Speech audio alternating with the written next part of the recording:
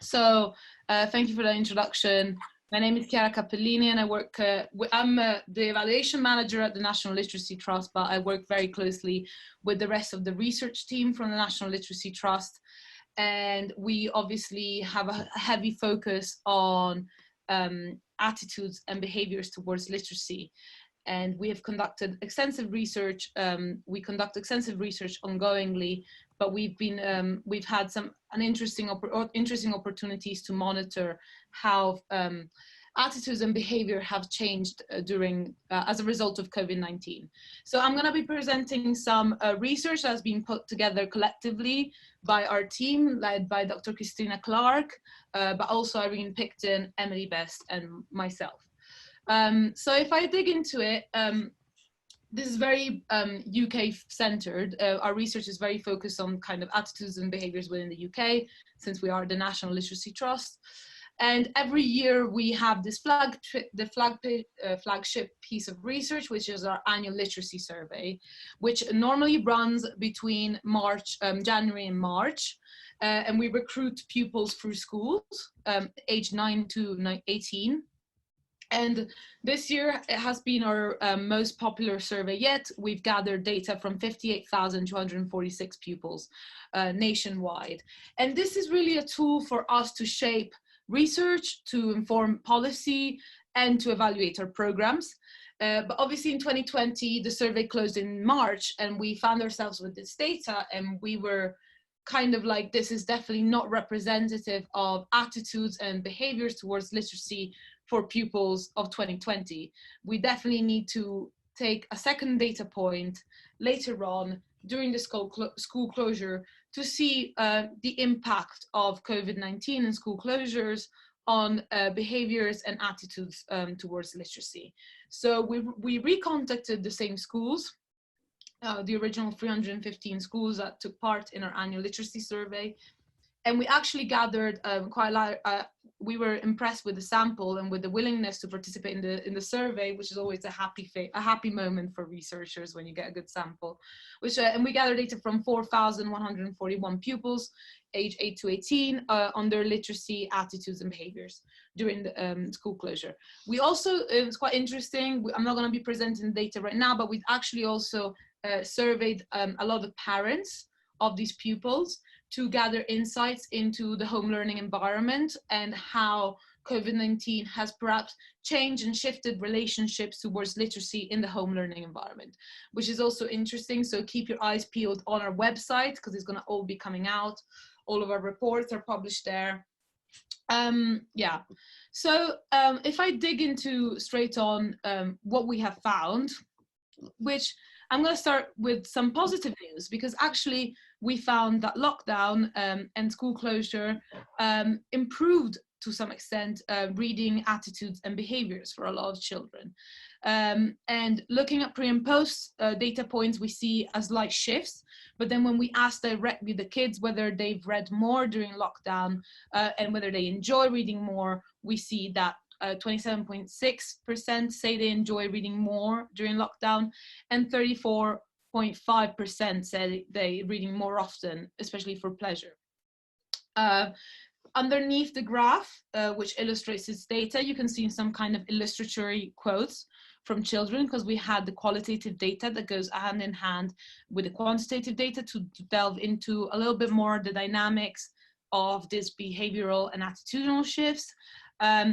I think this is a really powerful quote. I think before I read because I was made to, when the coronavirus came, sometimes I was bored and I started to read. Now I read because I like it. So it just shows how children not having as much time, not as many things competing for their time and attention, are delving into the world of books and actually getting hooked, and enjoyment is a spur to then potential behavior change, which I will talk about it slightly later. Similar story with writing. We see that enjoyment has increased. 1 in 6, slightly less than reading, but 1 in 6 kids said that they enjoy writing more during lockdown. They say, one of the quotes is, I'm enjoying writing it. It's more because when I'm writing, I have more time to think, what am I going to write? And they're writing more frequently. So 1 in 5 said that they have been writing more in their free time during lockdown compared to before. And the overwhelming theme in why these kids are writing more, why they're enjoying to write more, is because they have more time. But I will look a little bit more into themes and dynamics of why they like to write. They like to write more. So if I go into the next slide, we also cross-tabbed. We did some cross-tabbing around because we were interested to know whether these kind of attitudinal shifts were going hand in hand with the behavioral shifts, and we see that that is very much the case. The kids that have discovered that they enjoy writing or reading more are also the ones who are doing it more often. So we see it very closely hand in hand. The kind of enjoyment of writing and reading is then translates into behavior change and increased frequency, which is a very positive story in a way. So this is the positive news, really. And that a lot of the kids, about a third of kids enjoy writing more, reading more, and about 1 in 6 enjoy writing more, which is quite a positive story. And the time and the space and the less stuff competing for their attention actually has led to kids engaging with the world of books and the world of writing, which is something really powerful. However, we know that COVID hasn't impacted families all the same way at all. And there is a percentage of kids that says that around 13% who say that they are reading less, and a percentage of kids who said they are writing less. And the two main themes seem to be around the fact that some kids, so this is a really powerful quote, which shows that it's not the same story for all. For example, I have been doing a lot of help around the house as my dad is a key worker, and I've been helping at food shopping, and I've just not had the time to read.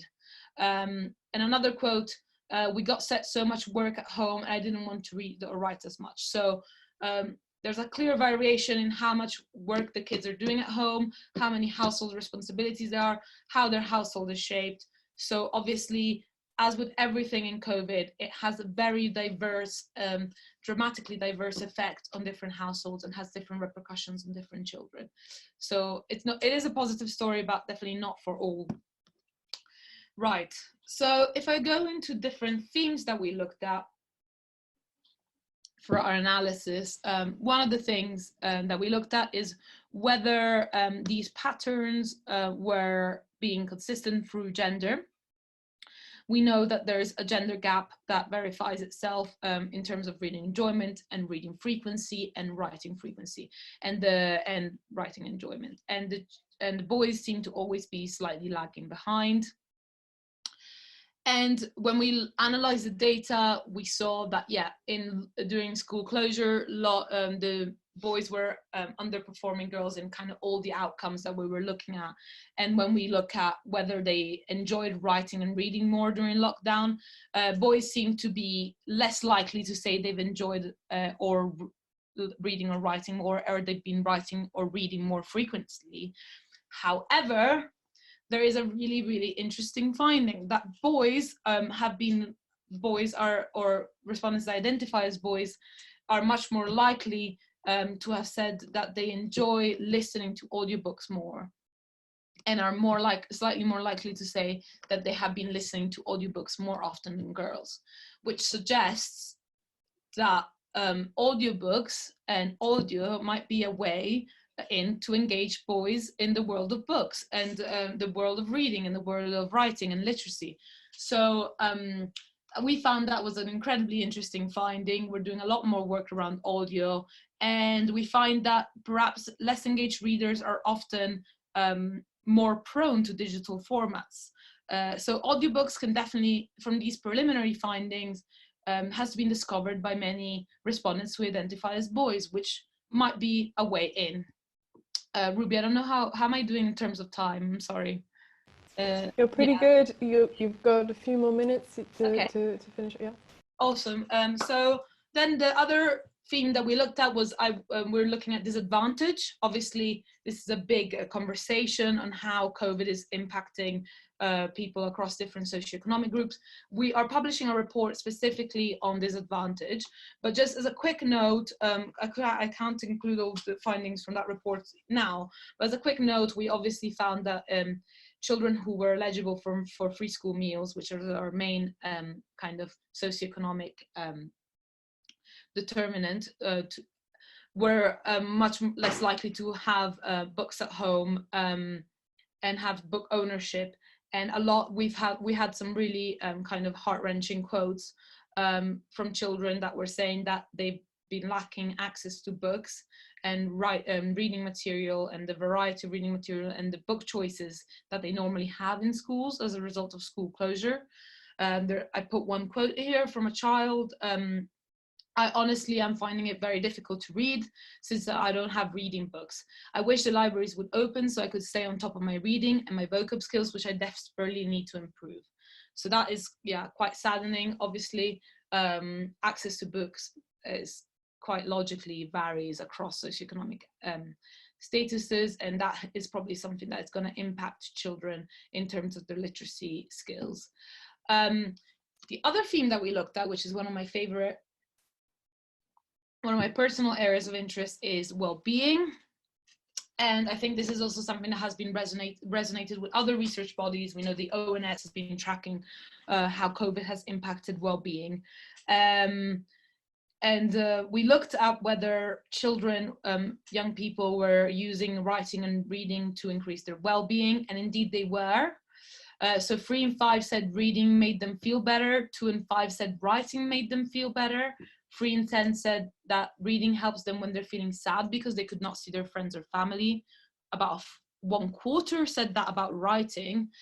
And half of the kids said that reading encouraged them to dream about the future. And it was really interesting to see that a lot of kids were talking about writing and journaling to kind of express emotions, to write about the pandemic, and it made them feel better. And if the children felt better about through writing, they were more likely to do so. So I think that's incredibly interesting. Within this research, we really found a strong bond or link between well-being and reading and writing, and children reading and writing to improve their well-being or reduce their kind of anxieties. So I thought that was an incredibly interesting finding, and perhaps is a way in to engage reluctant readers or writers to help them understand their impacts on well-being. And I think there's certainly something to explore there further. So again, I love a quote. I write more because it helps me through difficult times and anxiety. And another child says, I like reading because it calms me down about this pandemic. So I think this is something that adults can kind of empathize with. I certainly can empathize with. But it was really interesting to see that a lot of kids were very clear about this link between reading and writing and a reduced sense of anxiety and increased well-being. So what to do? What are we going to use this research for? We're collaborating with our partners to put together a list of recommendations on the basis of this research around reading and writing. So this is our children's charter, which has been written up and will be circulated. We're going to be doing some policing around it and just some kind of PR around it. And it just kind of, to sum up some points, you can read it through. I'm not going to go into the rhymes because it might be a little bit cringe, but you can read the rhymes are lovely. And it just summarizes the main recommendations, which is children are getting time away from school and social activities during lockdown, which gave them more time to be wrapped up in stories. So this should be something that is perpetuated during the summer break, perhaps. Children said that they have loved getting to choose what they read rather than being told what to read. So the kind of a big finding was that the autonomy that children had during lockdown was very important to them in terms of engaging with books. We do a lot of research around book choice, so this is another kind of recommendation. And then children said that having a quiet space to enjoy stories helped them concentrate and relax. We know that in households which were more disadvantaged, this was particularly a problem, children not having the space and a quiet moment to read and relax. Lastly, the children said they have discovered brand new stories through their ebooks, audiobooks, and storytelling videos. So the formats are very important. There's also one about children said that they love sharing stories with their family. Again, the importance of the home learning environment has been really emphasized through all of our research. And children said that they really miss talking about stories with their friends. So that's also something that we realized was that actually something that was missing throughout a lot of lockdown was the discussion around literacy, discussion with books, the peer discussion, which is really important for children to engage with the world of books. So that's something that we would recommend. So this is we almost, we said, what can we deduce from all of this kind of experiment where children, well, not experiment, but this situation, and that we've on all these observations, and these are kind of our conclusion, our final remarks. All of this, our reading report, our writing report, our audio report, our disadvantage report, and our children charter is all going to be on our website within the next few within the next month, I would say. So if you have any more questions specifically, do reach out to the National Literacy Trust research team. Would be more than happy to answer any questions. And any kind of collaboration also is very welcome. So thank you.